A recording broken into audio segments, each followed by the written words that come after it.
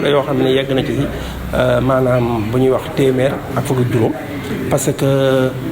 boo leen xoolee bi mooy 4e édition bi ñu doon def ndax joxoon nañu ay vélo ñoom joxewuñu ACET mi ñuy accompagner joxuñu ay vélo benn coup daf li dañ collecté ay fonds lu ñëw mu jox ñu joxe 200 la ñu waxante woon ci contrat ba tey jii dépassé na largement 200 parce que 56 la ñu desaloon jox nañu 115 ñu xam ni nag aussi collecte bi dafa may étudiant ak ñeneen donateurs yoo xam ne que fii tamit ku ci ne war nga ciy jàng ni war nga mën a am benn solidarité booy dimbali keneen li tax ñu jox leen ko aussi wax nañ ko parents yi mooy seen diggante ak xale yi seen kër yi sori nañu parents yi aussi sensibiliser nañ leen former nañu xale yi sur la sécurité routière mais aussi ñaax nañu parents yi pour ñu toppatoo vélo bi ba vélo bi du doon loo xam ne source buy xale bi dem du lieu gis nañu phénomène bi mais aussi vélo yi warata doon loo xam ne que ni aussi dafay gàllankoor jàng xale bi wàcc war a dem kër ga defu ko mu jëlaat vélo bi nekk di dawal loolu yëpp du lu baax donc loolu moo ñu fi daje woon tey duñu tàggalikoo nag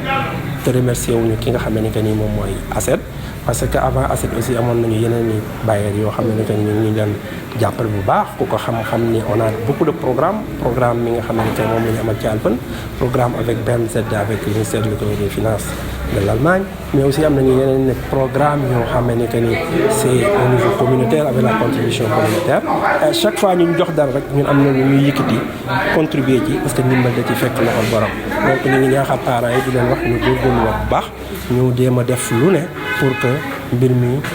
nekk lu pérenne parce que ñooñu dinañ ñëw aussi bëgg ñoo accompagner ci yeneen i projet bu ñu ñëwee fekk vélo yi mu doon waaw critère xale yi moom laa wax sànq man la xale bi il faut mu dëkk ci li nga xam ne diggante école am ak bureau ba ak këram école ak këram mu mat 3 kilomètres mais xale boo xam ne aussi bu wàccee bu ñibbi si waatee du mën a jàng si ci ngoon gi ñu jox ko vélo mais xale boo xam ne que ni aussi maanaam séntu nañ ci moom ne bu ñu ko dimbali woon ci li résultat am dina gën a amélioré loolu moo doon critères yi ñu amoon ci suñuy xale yi nga xam ne inscrit nañ programme nga xam ne ñëpp c'est des enfants vulnérables ñoo xam ne que démunis exclus vulnérables mais aussi am ci ñeneen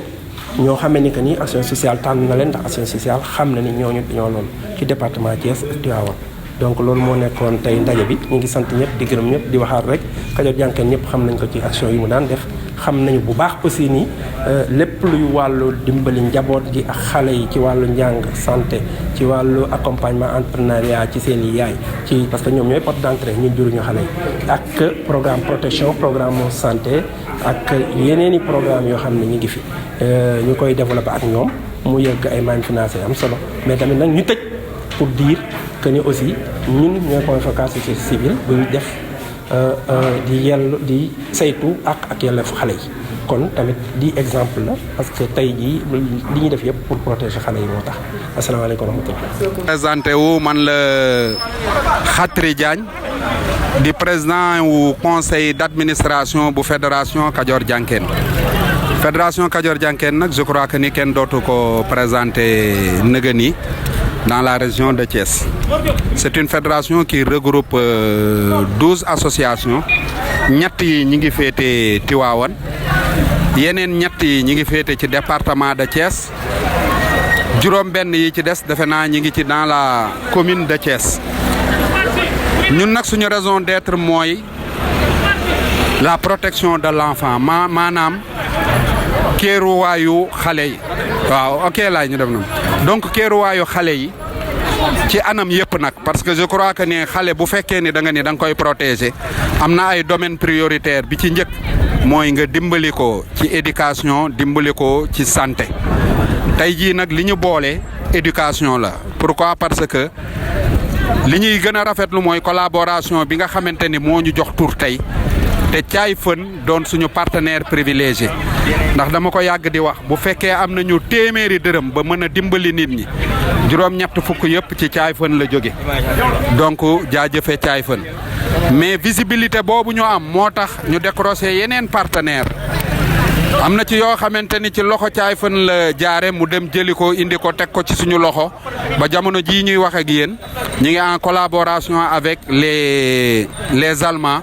ñu am benn programme bu dëgër boo xamante ne actuellement nii liñ ci injecté ci xaalis ci biir kii bi je crois que ni war naa egg ci 100 millions yi et autres là ci yan anam lay demee parce que comme ni ma ko waxee léegi ci domaine éducation ak santé mais boo duggee école éducation ak santé dañoo imbriqué wu ba tax na mënoo dimbali nit ki ci éducation bàyyi ko ci santé ndax amoon na ay jamono yoo xamante ni suñu doom yi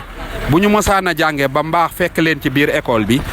am nañu kersa continuer di fréquenter école parce que dañuy bañ ñu xamal leen ko ñooñu ñëw dikk tey yëkkati xaalis bu takkoo takku may ñu ko ñu def ko ci li nga xamante ni mooy bloc GHM yi waaw bloc GHM yi ay bloc sanitaire la yoo xamante ni dañ ciy jël en charge ñi nga xamante ni ñooy jigéen ñi mais aussi dañ ciy jël en charge ñi nga xamante ni dañ leen di wax surtout les handicapés que ça soit moteur visuel et autres là yooyu yëpp dañ ko ciy jël mais nag ngërëm gi tey ñi ngi ko jagleel ki nga xamante ni mooy ACET c'est une association bu nekk Suisse boo xamante ni wax fa dëgg yàlla bii mooy ñeenteelu édition mu yëkkati xaalisam di ko jënd ay vélo li tax choix wu vélo yi nag parce que dañoo ëmb ay xale yoo xamante ni dañuy jox 4 kilomètres 5 kilomètres pour dem école donc loolu dina doonoon facteurs yi nga xamante ni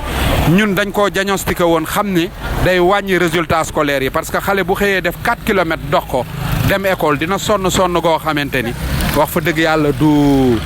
ni mu war a joxee ci biir école yi résultats yi parents am di xaar ci moom du ko am ñun nag ñu ni loolu duñ ko seetaan dinañu ut ay partenaires yoo xamante ni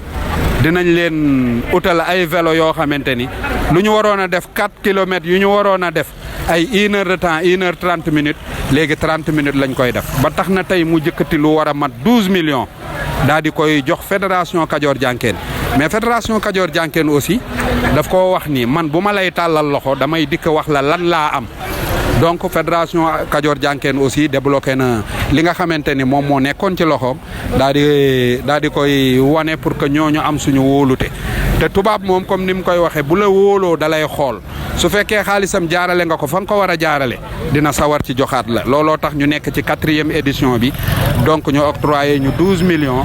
yu war a dem si 115 vélos donc 115 élèves yoo xamante ni wax fa dëgg yàlla fi mu nekk nii yaakaar nañ ni seen résultat scolaire ak njàqare yi parents yi amoon dina wàññeeku donc loolu moo waraloon cérémonie yi aussi ñu ciy gërëm ñi nga xamante ni en premier chef mooy ki nga xamante ni mooy IA bu région de Thiès teew na fi te à chaque fois dañuy accompagner di ñu jox ay orientation IEF Thiès ville aussi teew na fi mais président wu association yi nga xamante ne fa la xale yi nekk ñoom ñëpp teew nañ fi waa Croix-Rouge teew nañ fi mais particulièrement aussi ñi nga xamante ni ñooy action sociale di gërëm ñëpp di sant ñëpp loolu daal moo waraloon cérémonie bi voilà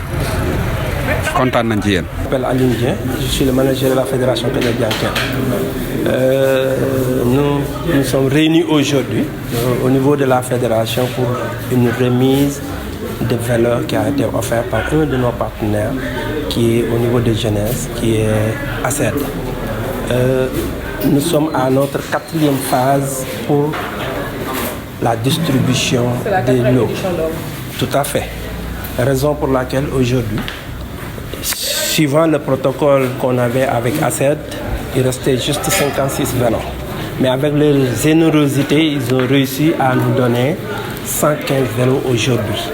Donc, sur le lot des 200 vélos qui a été prévu, on a dépassé largement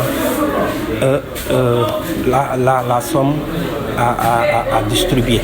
Ça veut dire qu'aujourd'hui, en dehors des enfants qui ont été ciblés, il y a aussi d'autres enfants qui sont venus rajouter parce que la demande est très forte. Nous savons aussi que il y a un phénomène actuellement qui se pose au niveau de certains villages et de certaines localités.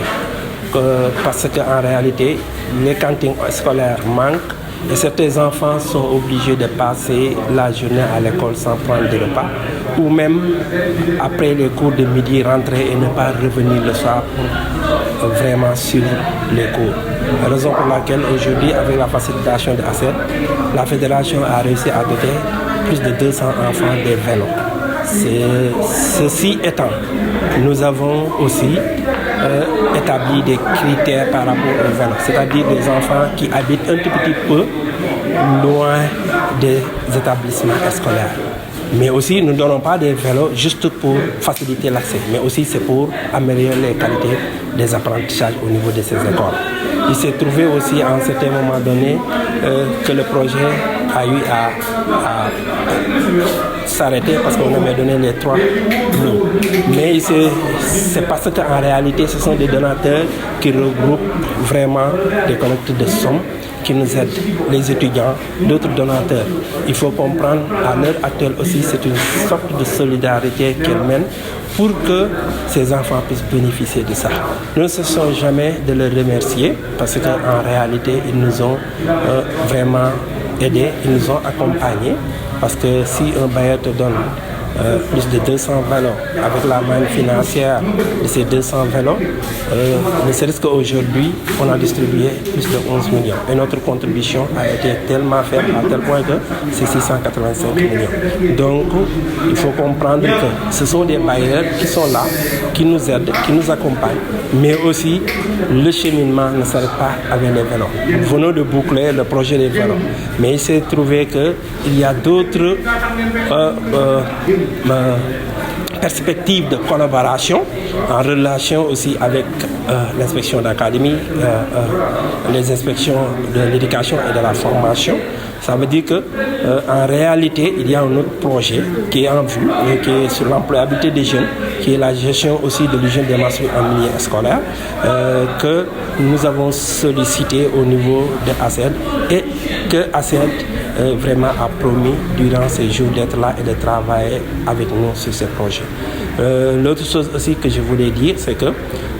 il ne s'agit pas juste de remettre des vélos. On remet des vélos, mais en dehors de la remise aussi, il y a une formation, une sensibilisation des parents qu'on est en train de faire pour que ces parents puissent comprendre l'utilité de ce vélo, que ce vélo sert à aider l'enfant dans ses études, mais pas pour aller louer les vélos et récolter quelques sous, ou bien juste ne pas s'occuper aussi de l'entretien du vélo quand ça se détériore. C'est sûr et certain que leurs petits frères ne pourront pas l'utiliser. L'autre chose aussi sur laquelle nous sommes en train de travailler, c'est la sécurité routière. On a voulu former les élèves. Bien sûr qu'il y a un module au niveau des établissements, mais on a renforcé. En plus de cela aussi, former les parents pour qu'ils puissent sensibiliser davantage parce que les enfants vont utiliser ces volets au niveau des routes qu'ils empruntent et en même temps que des voitures. L'autre chose que je voulais aussi évoquer, c'est que nous avons aussi des engagements vis-à-vis de ces parents. C'est pour améliorer les résultats scolaires des enfants, premièrement. Deuxièmement, il y a autre chose en dehors de cela, c'est que les parents doivent prendre la responsabilité pour que les enfants puissent utiliser le volet uniquement dans le cadre d'aller à l'école et de revenir. Et qu'à la descente, les enfants puissent aussi réviser leurs leçons. Et nous comptons énormément sur ces parents. Nous disons aussi que ces enfants viennent un petit peu dans différentes régions de nos 12 associations communautaires que nous gérons dans les départements de Thiès et dans le département aussi de Tivaouane. En plus de cela aussi, nous travaillons en parfaite collaboration avec l'action sociale qui connaît pas mal de mots au niveau de la société. Et ces gens aussi ont vraiment contribué à nous accompagner dans ces actions de vulnérabilité. Et eux aussi, ils ont choisi des enfants, on les a remis des vélos. Donc, non, les critères, il fallait que l'enfant, il y a les critères qui ont été définis, merci Amina de la question, les critères qui ont été définis, c'est que l'enfant puisse habiter à plus de 3 km de son établissement. Deuxièmement, que l'enfant aussi puisse être un enfant exemplaire qui excelle. Et les critères ne s'arrêtent pas là-bas, l'engagement des parents, mais aussi une évaluation qu'on aura à faire une fois que le vélo est remis pour voir est-ce que l'enfant a amélioré ses résultats scolaires ou pas.